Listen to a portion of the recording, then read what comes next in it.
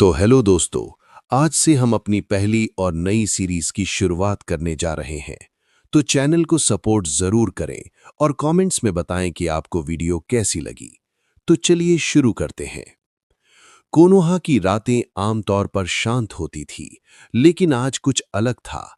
हवा भारी थी, मानो किसी तूफान का इंतजार कर रही हो।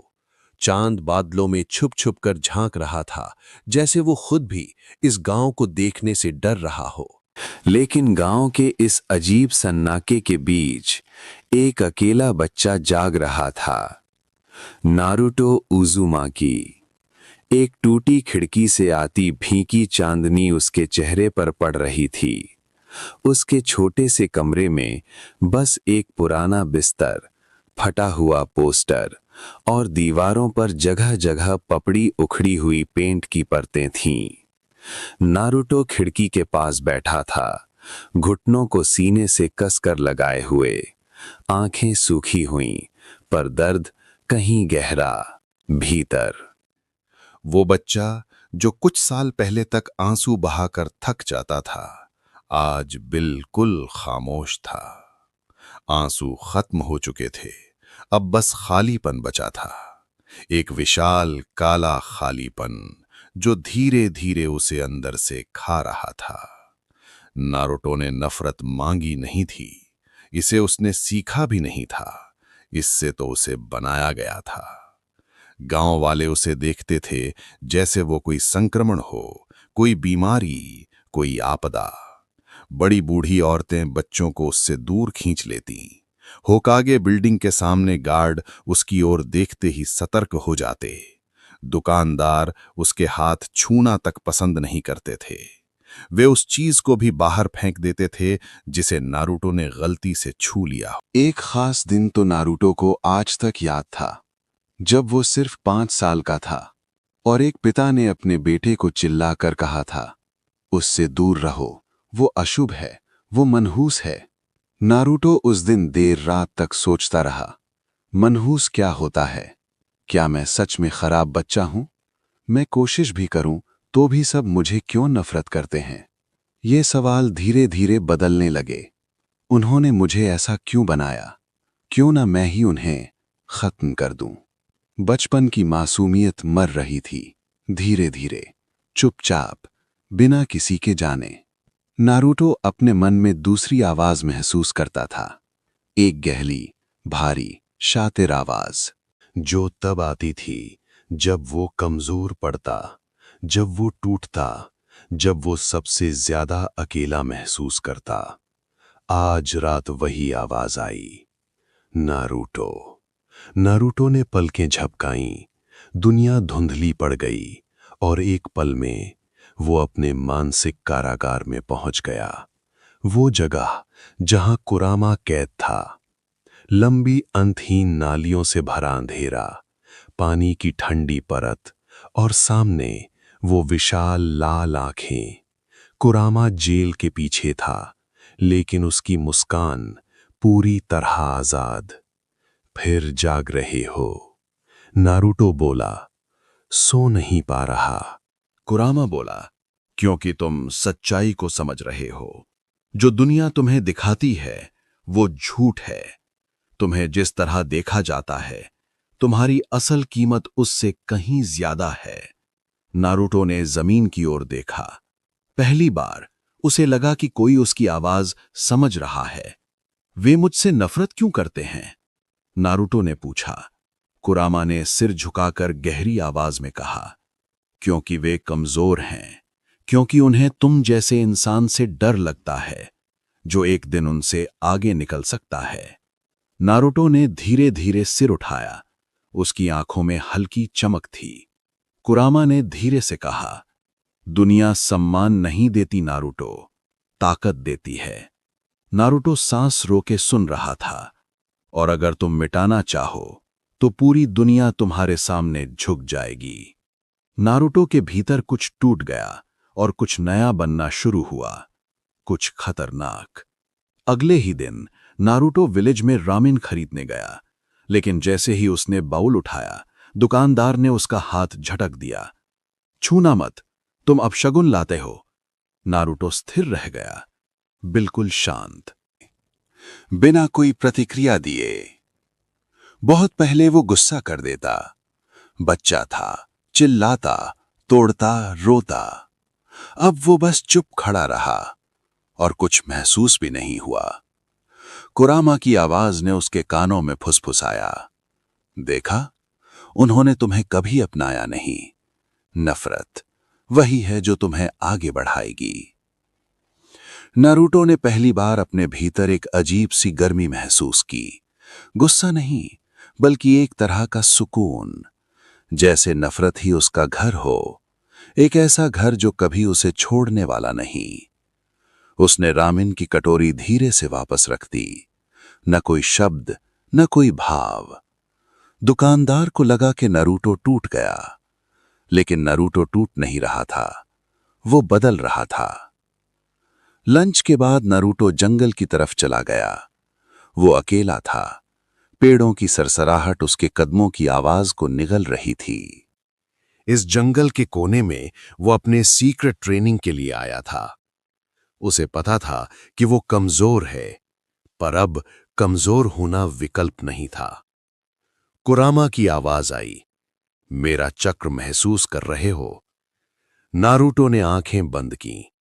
एक पल में उसके भीतर लाल ऊर्जा की एक हल्की चिंगारी उठी। उस चिंगारी ने उसकी नसों में गर्म धार की तरह प्रवाह किया। चेहरा कस गया, दांत भिंच गए, दिल पागल की तरह धड़कने लगा। लेकिन नारुतो पीछे नहीं हटा। कुरामा मुस्कुराया, यही तो है ताकत का स्वाद, और तुम इसे चाहने लगे हो नारुतो। नारुतो ने गहरी सांस ली और धीरे से कहा, मुझे और चाहिए। ये पहली बार था जब नारुतो ने खुद शक्ति मांगी थी, स्वेच्छा से, लालच से, भूख से। ये हंगर अब कभी खत्म नहीं होने वाली थी। उस शाम हिरुज़ेन सरुतोबी, थर्ड होकागे, नारुतो से मिलने आया। उस बूढ़े आदमी के चेहरे पर चिंता साफ थी, उसकी आंखों में दया थी, लेकिन नारुतो अब दया की कद्र नहीं करता था। होकागे ने पूछा, नारुतो, सब ठीक है? तुम हाल में अलग लग रहे हो, क्या कोई परेशानी है? नारुतो ने हल्की मुस्कान बनाई, लेकिन वो मुस्कान बिल्कुल खाली थी, जैसे जानबूझकर बनाई गई हो। सब ठीक है दादा होकागे। लेकिन उसके भीतर कुरामा हंस रहा था। देखो, वो भी तुम्हें नहीं पहचान पा रहा। तुम अब वो बच्चा नहीं रहे। होकागे ने उसके सिर पर हाथ रखा, लेकिन नारुतो ने हल्का सा सिर पीछे हटा लिया। सारुतोबी ने यह महसूस किया और उनके दिल में चुभन सी उठी। उन्हें लगा शायद नारुतो दुखी है।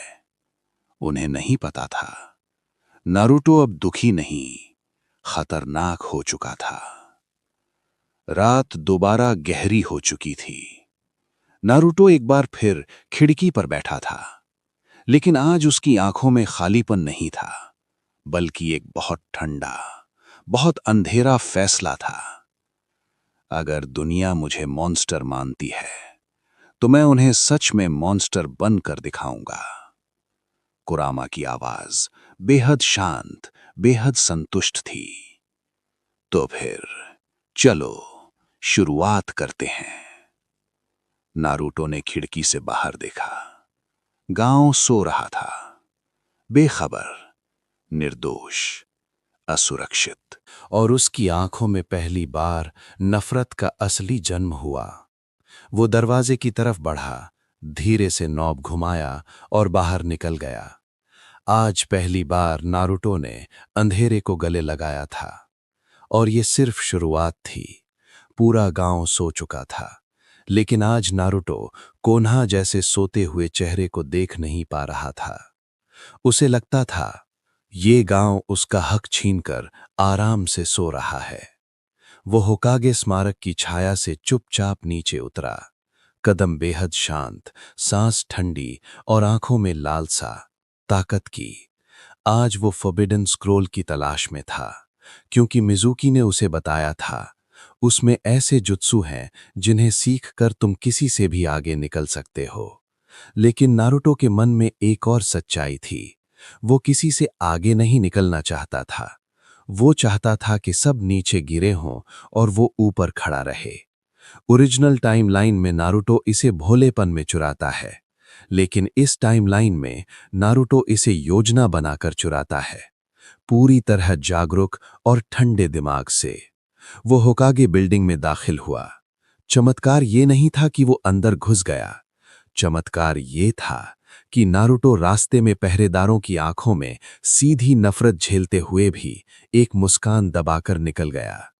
उसे मजा आने लगा था, लोगों को ये सोचकर कि वो निर्दोष है। स्क्रूल उसके सामने रखा था, बड़े कपाट में बंद, सील्ड और गार्डेड। नारुतो ने अपने हाथ आगे बढ़ाए। सील पर हाथ रखते ही कुरामा की हल्की ऊर्जा उसके शरीर में दौड़ी। सील फट गई, जैसे वो सदियों से नारुतो के छूने का इंतजार कर रही थी। स्क्रोल बाहर आया, भारी, पुराना और खतरनाक ऑरा से लिपटा हुआ।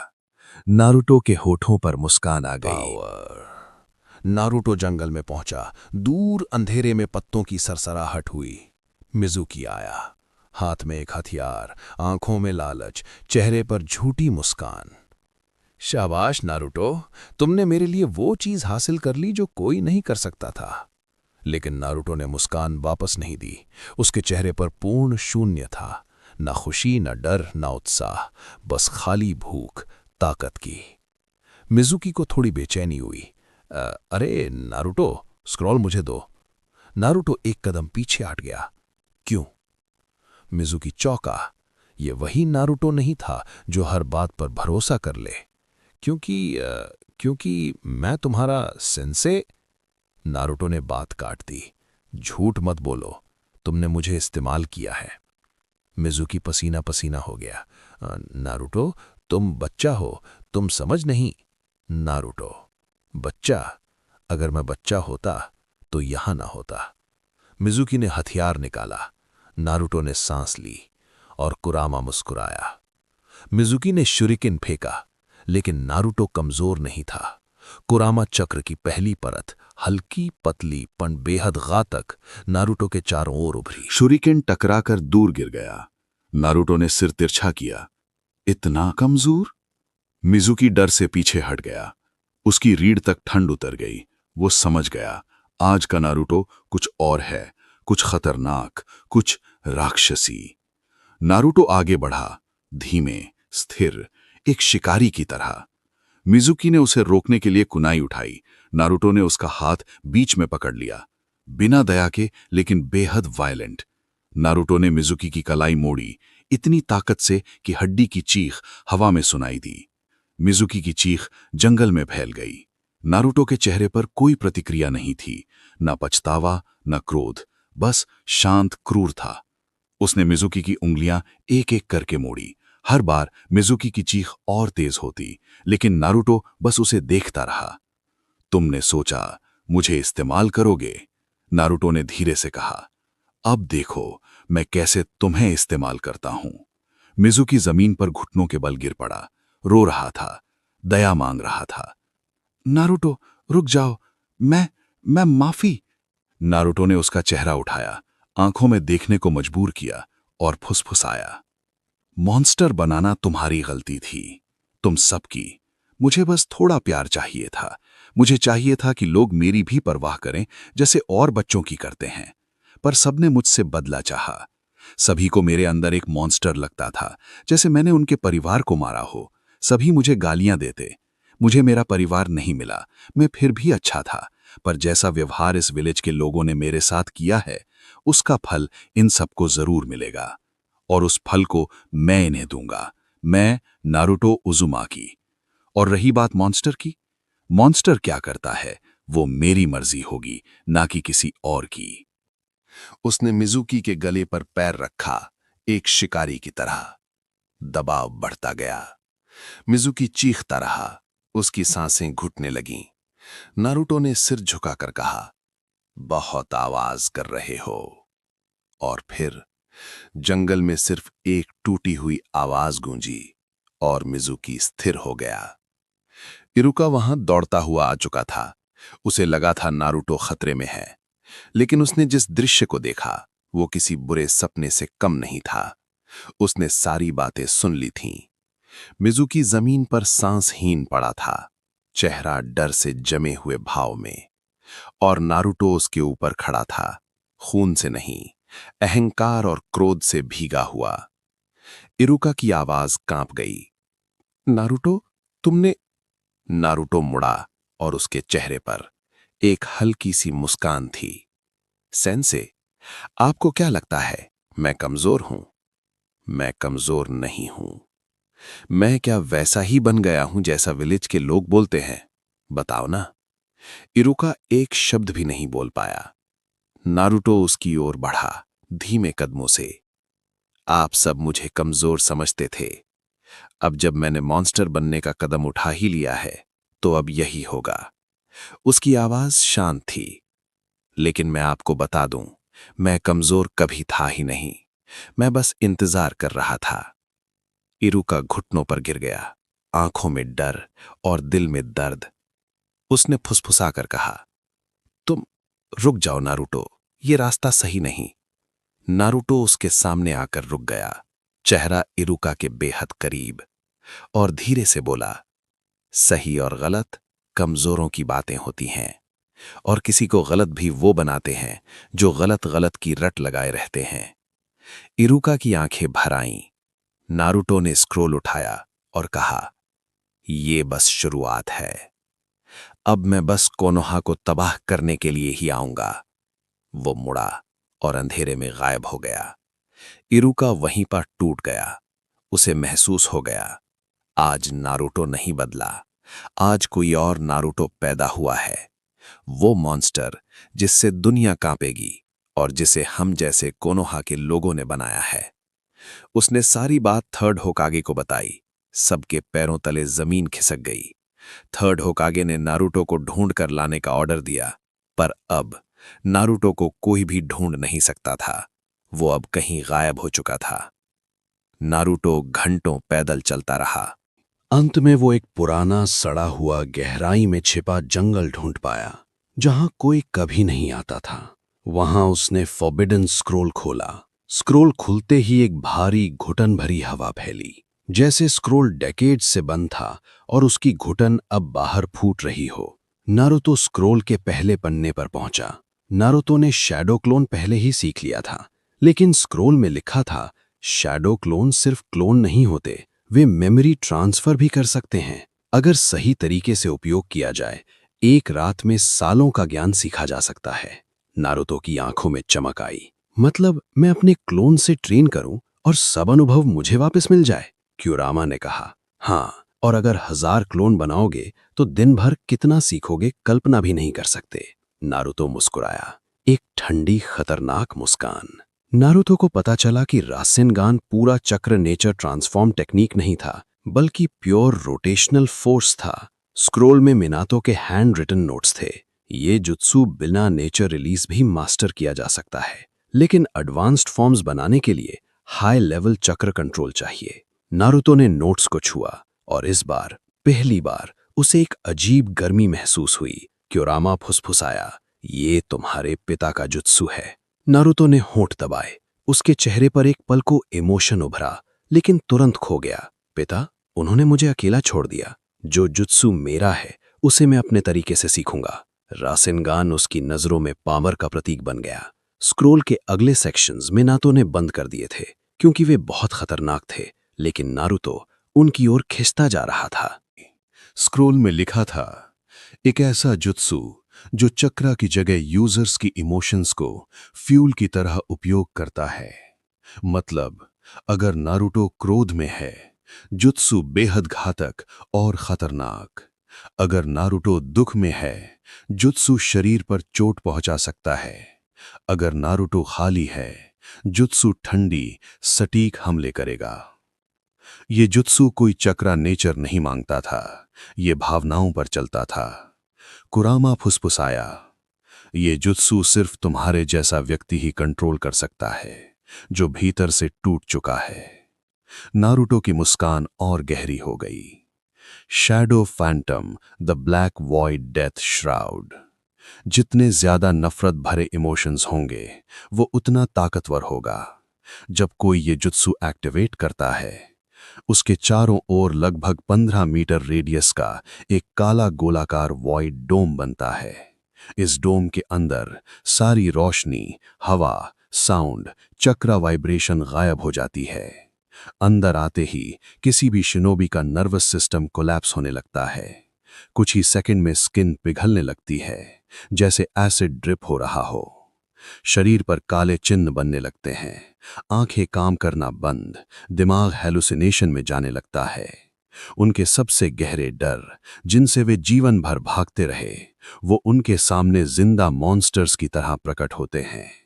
और सबसे डरावनी चीज तो ये है कि जुत्सु को करने वाला तक इससे नहीं बच पाता। ये जुत्सु करने वाले को भी एक्सट्रीम मेंटल प्रॉब्लम होगी। जुत्सु के अंदर समय बाहर से अलग चलता है। बाहर की 1 सेकंड जुत्सु डोम के अंदर 1 घंटे के बराबर है। जुत्सु करने वाला तक अंदर के समय को मुश्किल से रोक पाता है। मतलब जो भी दुश्मन इसके अंदर फंस गया तो वो अपने सबसे भयानक सपने और डर में बार बार मरते हैं और शरीर की हालत बुरी हो जाती है। नारुतो को जुत्सु इंटरेस्टिंग भी लगा और भयानक भी। कुरामा ने नारुतो को बस इसके बारे में पढ़ने को बोला, ना कि प्रैक्टिस करने को। कुरामा खुद इस तरह के जुत्सु से डर गया था। अगला जुत्सु था वॉइड स्टेप। स्क्रोल में मिनातो ने लिखा था, ये जुत्सु असल में स्पीड टेक्निक नहीं, बल्कि यूजर को थोड़े पल के लिए फॉर्मलेस बना देता है। मतलब नारुतो कुछ सेकंड तक कोई उसे मार नहीं सकता, छू नहीं सकता, डिटेक्ट नहीं कर सकता, चक्रा नहीं पकड़ सकता। ये टेलीपोर्ट नहीं था, ये अस्तित्व का टूटना और दोबारा बनना था। कुरामा ने कहा, ये जुत्सु अगर मास्टर कर लिया तो आनबू भी तुम्हें पकड़ नहीं पाएंगे। नारुतो ने स्क्रोल बंद किया और कहा, परफेक्ट। नारुतो ने ट्रेनिंग शुरू की।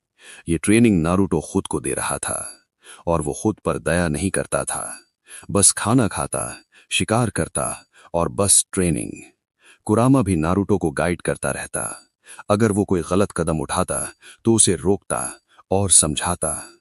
नारुतो ने 50 नहीं, 100 नहीं, पूरे 1000 क्लोन्स बनाए। सब एक साथ चिल्लाते हुए टूट पड़े। कुछ रासेंगान को बनाना सीख रहे थे, कुछ चक्र कंट्रोल, कुछ अन्य जुत्सु को सीख रहे थे। ट्रेनिंग करते करते किसी का हाथ टूट गया, किसी की उंगलियां फट गईं, किसी का चक्र बर्स्ट हो गया। लेकिन उसके पास कोई इमोशन नहीं बचा था।